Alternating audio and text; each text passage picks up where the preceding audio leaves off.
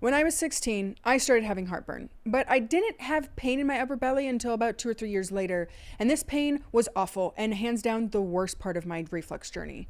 I woke up in pain, I went to bed in pain, I had shortness of breath just sitting there. I had pain just below my sternum daily for half a decade. Even after seeing a handful of GI docs at some fancy clinics in Denver, I stopped seeing specialists and tried to figure it out myself, because all my tests were normal. And I even was told I don't have a hiatal hernia. Then, an H-pathic doctor changed my life and my career path, and it was very evident to her based on my symptoms, my history, and my physical exam, she was the only person that touched me, that I had a hiatal hernia. My pain on a good day was 5 out of 10 and on worst was 8 out of 10. And you're going to want to stick around to the end because I share my top shelf recommendations for treating hiatal hernia without surgery. I guess even if you still have symptoms post-surgery too, because that's a common thing as well. So a hiatal hernia is a stretched hole in the diaphragm that lets the stomach kind of slide up and get stuck. And this can cause all kinds of issues, from breathing problems to reflux and even precancer like Barrett's esophagus. For me, the trouble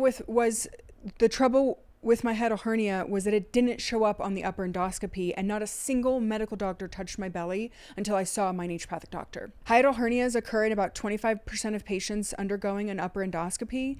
The prevalence increases with those that have reflux up to 40% and almost 90% in patients with Barrett's esophagus. And this is what I see in clinical practice. The handful of patients that I have with Barrett's all have a hiatal hernia. Now, there are 2 types of hiatal hernia, and I'm going to focus on the sliding because that's 90% of cases. This is where your stomach kind of slips up into your throat and gets stuck in your lower esophageal sphincter. The other type is called a paraesophageal, next to your throat, where there's a separate hole in the diaphragm that happens where your stomach gets stuck in there. A little more dangerous, and surgery is definitely a better option for most of those patients. Symptoms of hiatal hernia, they can vary. And so for me, mine was like pain and heartburn, right? So like reflux, heartburn, indigestion. Other unusual symptoms can include things like throat clearing, or difficulty swallowing, or hard time swallowing pills or food, or choking on liquids, difficulty breathing, or where you feel short of breath, like I said, just sitting there, right? Lump in your throat, or you feel pain in your upper belly. They can also worsen with eating and having carbonated beverages. And think about carbonated beverages as kind of like bubbling up, so your digestion is going from south to north, and feeling full much too quickly. Most of the causes of hiatal hernia are from too much pressure in the belly, which encourages that stomach to kind of slip up. So some of the causes: pregnancy. This kind of makes sense. The uterus grows by 500 times its normal size, moving other organs. This makes sense. It just happens this way. Straining too much to take a poo, moving a couch, intense vomiting. Constipation is also a common symptom I see with this kind of symptom presentation. Large body habitus, similar to pregnancy. Additional weight from the belly adds pressure onto the abdomen, kind of slipping that stomach up. And stress. Poor stress management skills, improper breathing. This can all lead to pressure pushing onto the belly. And lastly, crappy posture, slumping at your desk. So think about this. It's 3 o'clock, it's after lunch, you're tired, you got a couple more hours left to go, and you're starting to progressively slump. I want you to try and take a deep breath when you're slumping.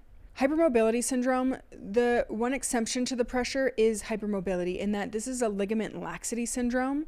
It is a subtype of Ehlers-Danlos syndrome, but I generally call it hypermobility. It is suspected that it makes up 90% of all Ehlers-Danlos cases. However, this is the only subtype that we currently do not have a genetic marker for, and this is why I refer to it hypermobility syndrome. Indicators for me is young people without a significant health history or injury history that are in constant pain.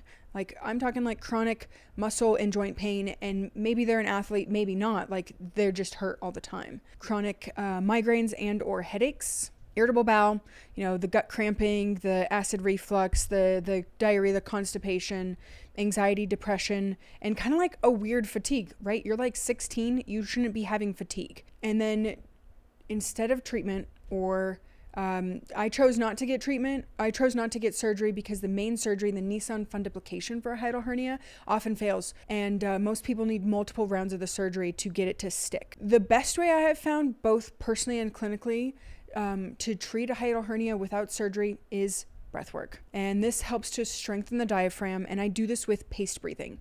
Now, my preferred technique is paced breathing. There are lots of ways of strengthening the diaphragm out there with breathing techniques. This is just what I do.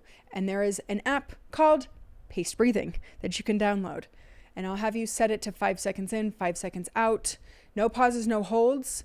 And this is contrary to many types of breath work, but this is the technique that I use and it's really effective. Minimum is 8 minutes a day. Alternatively is 20 minutes twice a day. That's how I was trained initially in school with biofeedback, using this paced breathing technique to strengthen the diaphragm. But data shows 8 minutes, and I'm sorry, I could not find that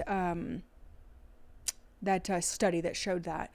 The other piece that I will add in is visceral manipulation. If you can find a body worker, especially if you've had a hiatal hernia for a while that's kind of stuck, it's a little tricky to breathe your way out of it, and you need some manual body work to help you pull your stomach. Yes, your stomach does in fact move. So in summary, hiatal hernias occur in 40% of people dealing with reflux, and if you have Barrett's, it's pushing 90% of patients. And not everybody is a candidate for surgery. Small hiatal hernias, I call them mighty but small, can be very problematic for folks. Having crappy posture is one of the biggest things that you can change in your environment. If we work at a desk, look at getting some ergonomics set up.